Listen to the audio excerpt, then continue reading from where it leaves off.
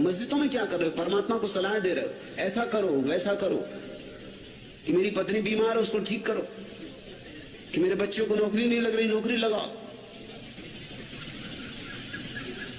मांगे जा रहे हो भिखमंगों की तरह। और अगर नौकरी न लगी तुम्हारे बेटे की तो निराशा आ गई, अगर पत्नी ठीक न हुई तो निराशा आ गई,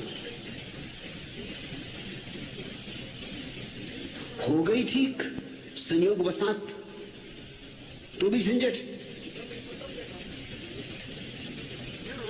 मैं जबलपुर में था, एक शाम अपने बगीचे में टहल रहा था और एक सज्जन मिलने आ गए, तो वहीं खड़ी कार से मैं टिक के खड़ा हो गया और उनसे बातें करने लगा। उन्होंने जल्दी से नोटबुक निकाली, कुछ नोट करने लगे। मैंने कहा क्या करते हो? उन्होंने कहा कि बस इशारा आपने दे दिया।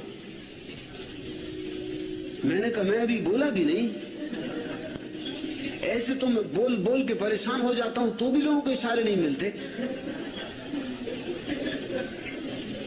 तुम तो गजब के ज्ञानी मालूम होते हो। मैंने कहा जरा देखूं क्या नोट किया। नोट किया उन्होंने कार का नंबर। कहने लगे मैं यही पूछने आया था कि लॉटरी में कौन से नंबर का टिकट खरीदूं। आपने भी गजब कर दिया, नंबर सीट टिक के खड़े हो गए। इशारा मैं फौरन समझ गया। अरे वाह, मैंने कहा भी नहीं, पूछा भी नहीं अभी, और आप हाथ रख के नंबर पे ही खड़े हो गए। साफ कह दिया, अब और क्या है। मैंने कहा अब तुम मुझे झंझट में डालोगे। अगर ये नंबर ना निकला तब तो कुछ हर्जा नहीं, मेरा तुमसे छुटकारा हुआ, तुम कहीं और नंबर तलाशोगे।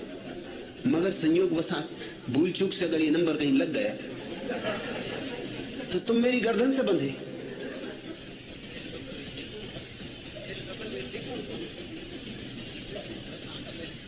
लोग वासनाओं से भरे, तृष्णाओं से भरे, अपनी कल्पनाओं के जाल से भरे चल रहे। अब मैं भी उनसे कह रहा हूं कि मेरा कोई इशारा नहीं, ये तो सिर्फ मैं टिक के खड़ा हो गया, तुमसे बात करनी थी, ये मेरे घूमने का समय था, तुम बेवक्त आ गए हो। गाड़ी पास थी तो टिक के खड़ा हो गया हूं, मुझे क्षमा करो, गलती हो गई। मगर वो मेरी सुनने को राजी नहीं। वो तो जल्दी से नमस्कार किए और चलते बने। उन्होंने कहा कि बस चलता हूं, बात हो गई। वासनाओं से भरा हुआ आदमी वही देखता है जो देखना चाहता है, वही सुनता है जो सुनना चाहता है। वासनाएं उसे वह नहीं देखने देती जो है, वह नहीं देखने देती जो चारों तरफ मौजूद है। वासनाएं उसे छोटा सा जगत देखने देती, और वो जगत भी उसका अपना निर्मित होता है।